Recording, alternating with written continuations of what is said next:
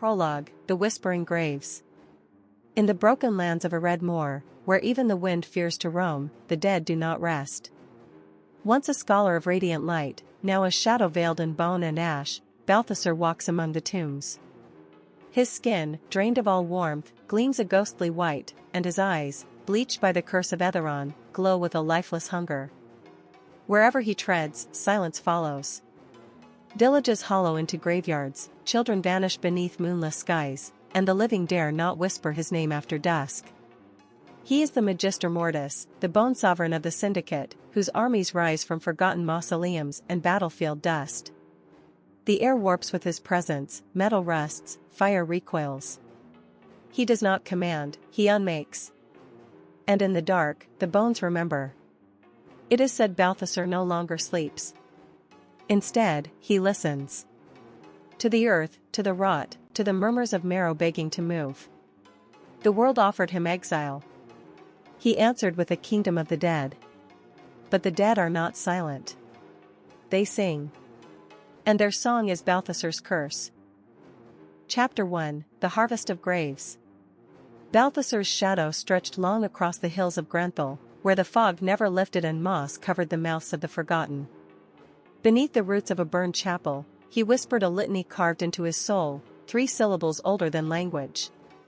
The soil cracked. Skeletal fingers reached skyward. Villagers watched from shattered windows as the dead climbed from earth-like rebukes. Mothers clutched their children. Fathers sealed their doors with salt and prayer. None dared interfere. By nightfall, the graveyard walked. Balthasar moved like smoke. His white eyes swept over tombstones with reverence and rage. "You were denied vengeance," he murmured. "I give you war." And so the bone host grew, armor rusted, blades buried centuries deep now wielded once more. The dead did not forget their killers. Neither did their king. Chapter 2, The Choir of Silence. In the city of Velmire, bells once tolled at dawn. Now, only silence remained. Balthasar approached on foot, his presence alone unraveling wards that once held chaos at bay. Ghost lights flickered along the spires. Wraiths sang dirges from rooftops. He entered the grand ossuary, where 10,000 bones had been interred in sacred spiral. One by one, the bones rose. A symphony of clicks and snaps echoed through the stone chamber as femurs aligned, skulls twisted into place, spines coiled like serpents. Balthasar raised his arms, and the choir of silence stood. "Sing for me," he whispered. And they did. Without tongues, without lungs, they sang with presence. A hum that rattled windows across the city. It was not sound, it was despair. It was mourning. It was a promise. By morning, Velmire was empty. Chapter 3, The Witchwood Pact. Even Balthasar required alliance. Deep within the Witchwood, he met the Thorn Sisters, 3 crones bound to root and rot. They watched him from hollowed bark, their forms half human, half curse. "You come with death," hissed the youngest. "I come with purpose," Balthasar replied. They demanded tribute. A heart from a still living king. Balthasar offered instead the breath of a dying god, bottled within a relic urn. They laughed, cracked, brittle sounds, and accepted. From their union came new horrors, grey blooms that fed on screams, marrowhounds birthed from bone and vine. With witchwood magic woven into his army, Balthasar's dominion crept into lands untouched by war.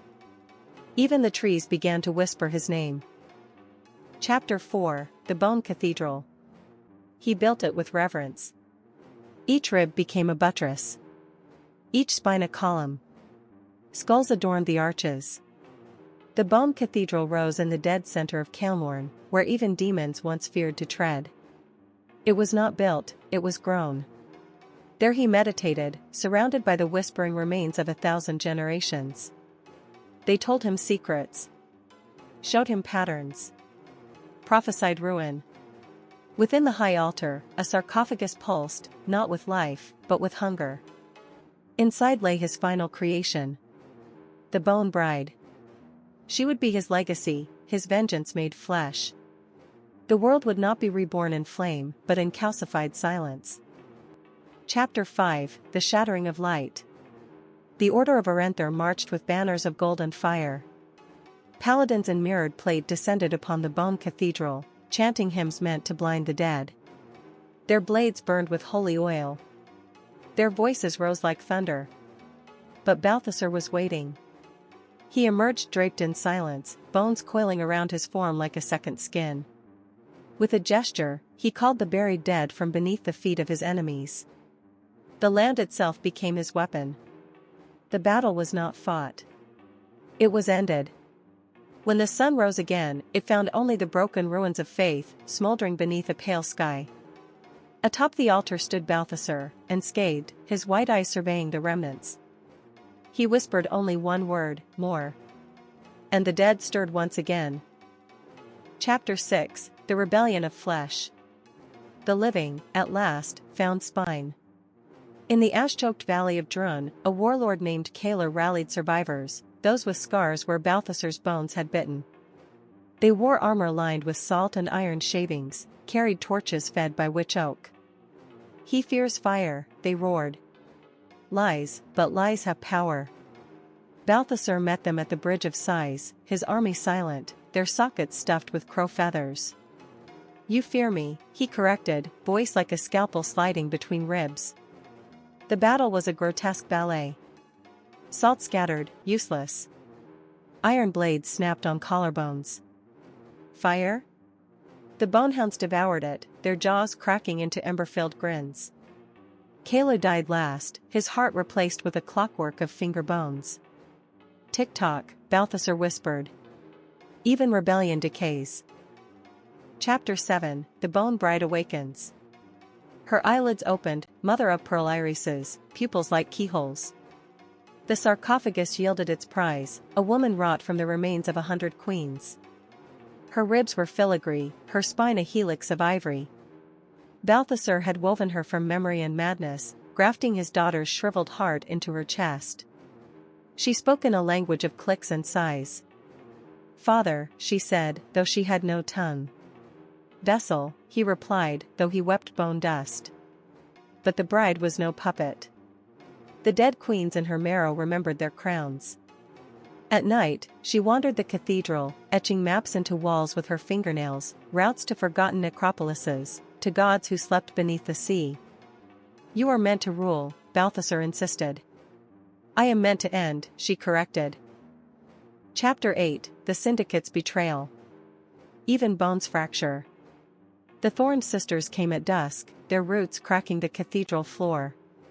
Our pact is unbalanced, they crooned. The dying god's breath, it lies. Asterisk.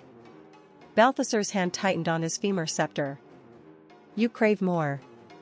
We crave truth, hissed the eldest. Your bride, she is ours. The sisters struck not with magic, but memory. Vines burst from the bride's joints, flowering with faces, the daughter he'd failed, the wife he'd buried alive to test the void's pact. The bride screamed, a sound that shattered every stained glass skull in the cathedral.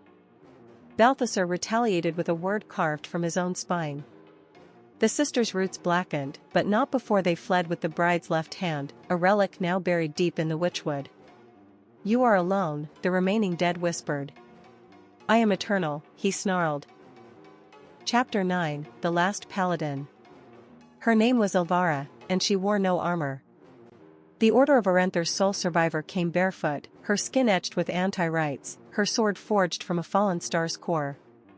She did not attack. She knelt. Teach me, she said, eyes reflecting his bleached horror. Teach me to unmake you. Balthasar laughed, but the sound frayed. Her resolve was familiar. His resolve, centuries buried.